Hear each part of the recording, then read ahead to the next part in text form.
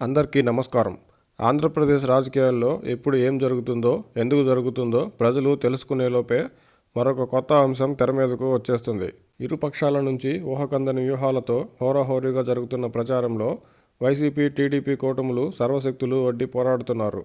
ఇప్పటి వరకు జరిగిన ప్రచారం, రకరకాల విశ్లేషణలు, అనేక సర్వేలు ఇలా అన్నిటినీ పక్కకు పెడితే రెండు పక్షాలలో ఎవరు గెలిచినా ప్రజల ఓట్లతోనే గెలుస్తారు. అయితే ప్రజల ఓట్ల మద్దతును సాధించి గెలిపించేది ఎవరు? ఒకవేళ వైసీపీ గెలిచిందంటే రెండో ఆలోచన లేకుండా వైసీపీని గెలిపించేది జగన్మోహన్ రెడ్డి గారే. ఇందులో రెండో ప్రశ్నే లేదు.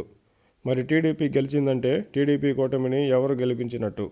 టీడీపీ అధినేత చంద్రబాబు గారు, లోకేష్ గారే టీడీపీని గెలిపించారని చెప్తే వెంటనే వారిరువురే టీడీపీని గెలిపించుకునేవారైతే జనసేన, బీజేపీతో పొత్తు ఎందుకు పెట్టుకున్నట్టు అనే ప్రశ్న వస్తుంది.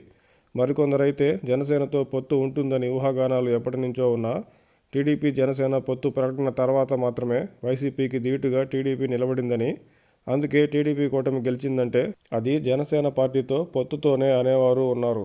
టీడీపీ, జనసేన పార్టీలు త్యాగాలకు పోయి మరీ కుదుర్చుకున్న పొత్తు తాము గెలవడానికి మాత్రమే కాదని, రాష్ట్రాన్ని గెలిపించడానికని చంద్రబాబు గారు, పవన్ కళ్యాణ్ గారు పదే పదే చెప్తుండడం చూస్తూనే ఉన్నాం.